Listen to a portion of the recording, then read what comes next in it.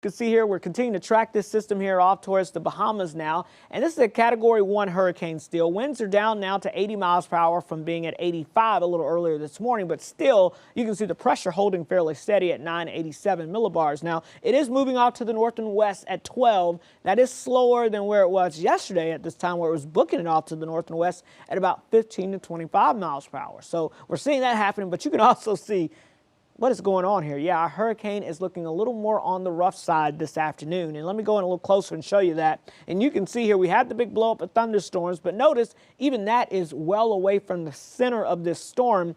And I'll tell you, it's definitely having a tough time this morning due to some dry air that's getting sucked in along with some wind shear. In fact, let me go in a little closer here and show you this here. You can really see this on the water vapor. That measures how much moisture is in the air.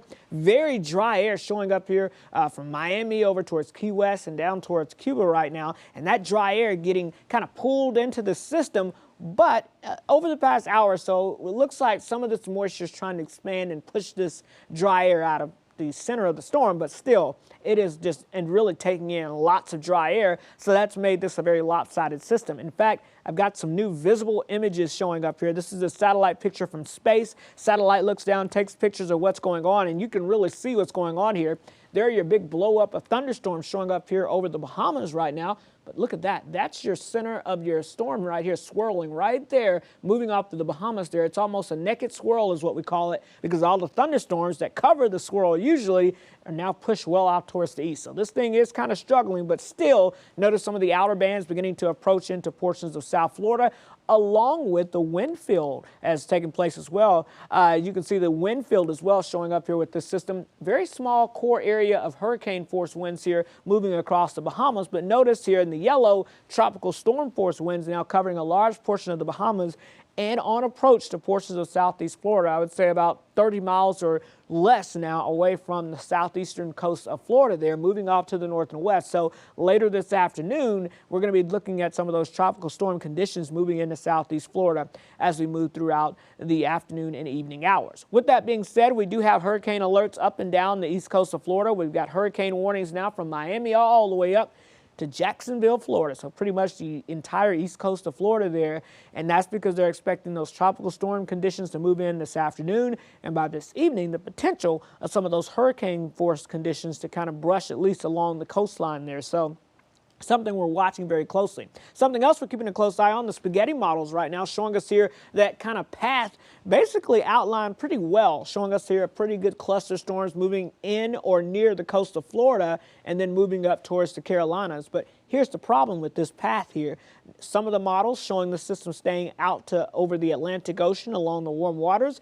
And another set of the models showing that this moves right up the Florida Peninsula, spending lots of time on land. If it spends lots of time on land, the system will ultimately be weaker as it pushes off into the Atlantic Ocean. If it stays in the Atlantic Ocean, it will obviously be a little stronger. So that's the difference between a hurricane or a tropical storm once it reaches the Carolinas. And so that's why we're going to be watching this very closely over the next 24 hours or so. Let me go in a little closer, and you can see here, again, for the Carolinas, pretty good agreement on the model showing this storm moving in from the south and west, somewhere between Charleston, Myrtle Beach area, where we're going to likely see a landfall, and then that will push into eastern North Carolina as we go into your Tuesday. But again, the story will be told over the next 24 hours or so of what happens near Florida, because again, if it spends more time over land in Florida, we're looking at a weaker system. If it spends more time over in the ocean, then we're looking at a potentially stronger system. And that's something that we're just going to be having to keep an eye on over the next 24 hours. Now, here's the latest official hurricane track, but very interesting track. They keep it mainly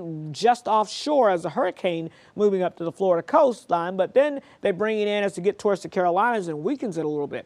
I don't see anything in the data that indicates strong wind shear at that time or strong area of dry air or anything. So for me, what this tells me is they're just basically kind of running the course of keeping it where it is, and then we'll have to see how the land interaction occurs over Florida. It could be a hurricane or it could be a tropical storm. Either way, the same impacts will be likely across most of Florida, Georgia, the Carolinas, and then right up the East Coast as well, which of course is going to be storm surge, big wind along the coast, and of course that potential of some very heavy rainfall along with those high rip currents as well.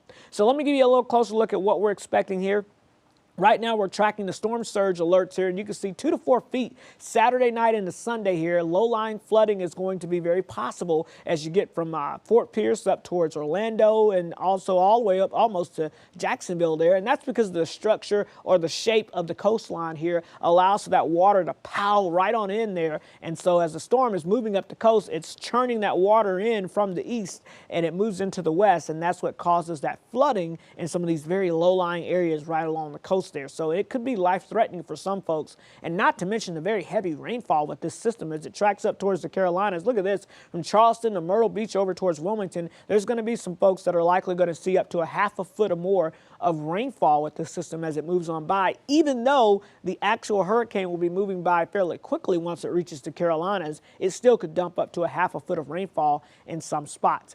Not to mention the rip current outlook. If you got friends heading to the beach, or let's say you were planning a trip down towards the beach later on as we go throughout this weekend and into next week, the rip current risk is going to be fairly high, especially from Charleston up towards Myrtle Beach as you get that onshore flow coming in there and that pushes off towards the south and west. That wave activity can kind of pull you out there. So kind of a red flag, kind of a weekend and heading into next week there. You don't want to be in the water trying to swim through that. So all of that to be said, we're looking at a fairly high threat for some tropical conditions here along the east coast of Florida. And then as you get into the Carolinas, I think our time frame for this is going to be more of a Monday event. So I think Monday morning for places like Charleston up to Myrtle Beach during the Monday afternoon time frame. And then as you get into North Carolina, this will likely occur Monday night into early Tuesday. That's when the greatest impacts will likely occur across the Carolina coast. So just keep that in mind. But for us here in the upstate, North Carolina mountains over towards northeast Georgia, a fairly low impact event for us. We're looking at the main risk being Sunday night into Monday, and that's going to be from the potential of some widespread rainfall, and that's going to combine with a trough of low pressure that's going to move in from the west, so that could lead to that potential of some of that localized heavy rainfall with an inch, 2, maybe 3 inches of rainfall in spots. Otherwise, just a little bit of a breeze, but overall the conditions will be fairly light. So here's the latest again as we look at our hurricane here as it continues to make its way out to the north and east. Still a Category 1 storm, not too far away from southeast Florida at this time. But again, notice that we're seeing some deterioration here going on here with this system, at least the inner core. We'll watch to see if that can redevelop as we go throughout the afternoon. But with it moving over some land there in the Bahamas and potentially losing the southwestern side of the storm, we may see this kind of get a decrease to a tropical storm if we're lucky. But we'll be watching all that for you. New information comes in again later on at 2 o'clock this afternoon, but we'll be back at 1 o'clock with another update for you. And we'll also, of course, be streaming on air and online, giving you updates here as new information comes in. And we'll be following the news as this continues to make its way towards the United States. Stay with us and we'll keep you updated.